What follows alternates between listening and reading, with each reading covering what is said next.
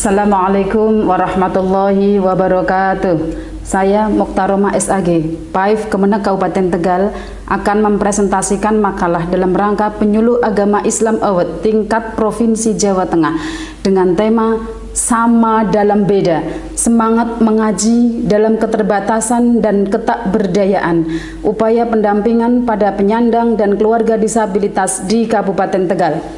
Latar belakang saya dalam melakukan pendampingan pada kelompok disabilitas adalah bahwa data di Kabupaten Tegal per Oktober 2019 ada 12.671 jiwa penyandang disabilitas dan penduduk usia sekolah yang tidak bersekolah ada 50.639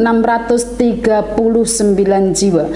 Kita tahu bahwa orang tua yang mengetahui anaknya difabel itu pasti shock, mengalami goncangan batin, tidak siap dan tidak mudah menerima kenyataan. Di samping itu ada juga anak-anak disabilitas yang perlu mempunyai hak yang sama dengan anak-anak normal yang lainnya. Oleh karena itu mereka butuh pendampingan, butuh motivasi agar bisa menerima kenyataan. Berdasar hukum dari perlindungan terhadap disabilitas adalah Undang-Undang RI Nomor 8 Tahun 2016 tentang penyandang disabilitas dan Perda Kabupaten Tegal Nomor 5 Tahun 2021 tentang perlindungan dan pemenuhan hak disabilitas. Di Kabupaten Tegal sendiri ada 6 kelompok disabilitas. 2 diantaranya menjadi kelompok binaan tetap, yaitu Yayasan Cerebral Palsy Trengginas Kabupaten Tegal atau yang disingkat dengan YCPT, dan yang kedua adalah kelompok Dunia Tak Lagi Sunyi atau disingkat dengan DTLS. Yayasan Cerebral Palsy Trengginas Kabupaten Tegal adalah organisasi yang mewadahi keluarga yang punya anak disabilitas fisik cerebral palsy. Ketuanya adalah Ibu Novi Wahyusril Sari dan sasaran kami di situ adalah anak-anak CP dan orang tuanya. CP adalah kondisi di mana anak-anak itu mengalami kelumpuhan otak sehingga mengganggu kondisi saraf motorik anak-anak, mengganggu kondisi fisiknya. Pendampingan yang telah dilakukan di YCPT diantaranya adalah 1. Bimbingan dan pelayanan konsultasi di ruang belajar CP Pangkah. Ini kami lakukan setiap hari Rabu jam 10 sampai 12.00 bertempat di ruang belajar CP Pangkah. Pendampingan yang kedua adalah gerakan tadarus dan khatmil Quran. Tadarus dilakukan di rumah masing-masing dan khatmil Qurannya dilakukan saat pengajian bulanan.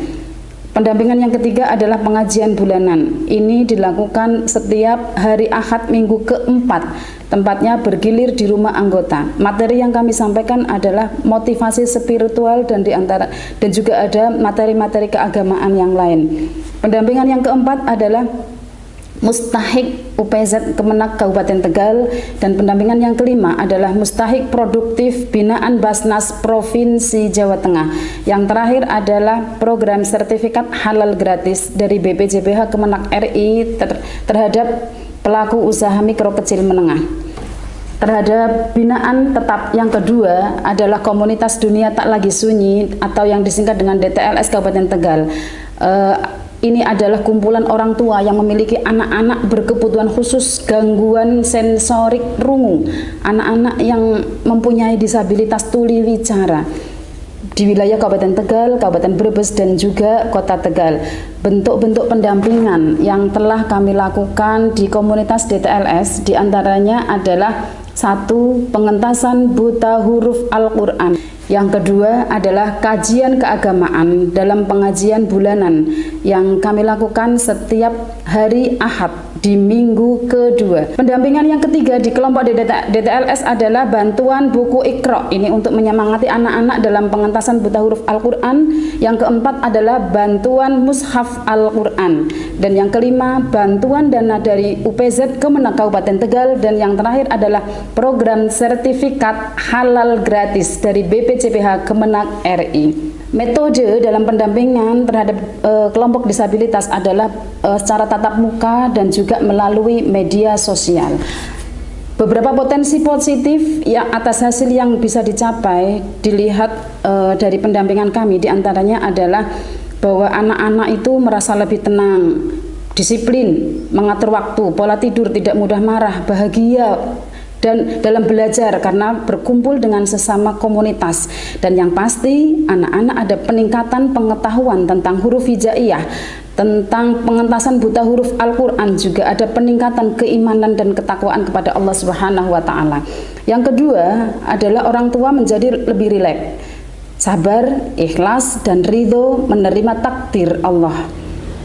Termasuk juga saling memotivasi secara kelompoknya dalam komunitasnya. Yang ketiga, bantuan Iqra itu membuat semangat mereka, semangat anak-anak tuliwicara untuk belajar dan membaca Al-Quran. Yang keempat, bantuan Mustahik ini meningkatkan omset dan juga ada infak, penggalangan infak yang meningkat. Yang kelima, bantuan UPZ dari Kemenak Kabupaten Tegal itu mereka merasa bahagia karena merasa diperhatikan dan menambah semangat mereka untuk belajar dan mendampingi putra-putrinya. Dan yang keenam, adanya program sertifikat halal gratis adalah membuat pelanggan itu merasa puas, merasa tenang akan kehalalan produk, dan ini diharapkan bisa meningkatkan omset penjualan. Tindak lanjut dari program pendampingan ini adalah mohon doanya, mudah-mudahan bisa semakin berkembang. Saat ini ada TPQ Inklusi Perwanida Slawi. Sudah ada 4 anak-anak tuliwicara yang bergabung dalam TPQ ini. Kami berharap dari pemerintah ada stimulan dana, biaya, paling tidak ada biaya operasional kegiatan. Yang kedua, kami berharap ada pelatihan bahasa isyarat huruf hijaiyah. Ini untuk anak-anak yang tuliwicara yang desibelnya berat, tidak bisa mendengar sama sekali. Dan yang ketiga, kami berharap ada pengadaan buku penguatan fikih disabilitas dan juga buku-buku keagamaan yang lainnya.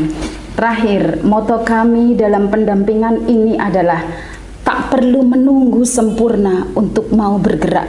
Bergeraklah, semoga bisa menuju sempurna. Demikian, mohon maaf dan terima kasih. Wassalamualaikum warahmatullahi wabarakatuh.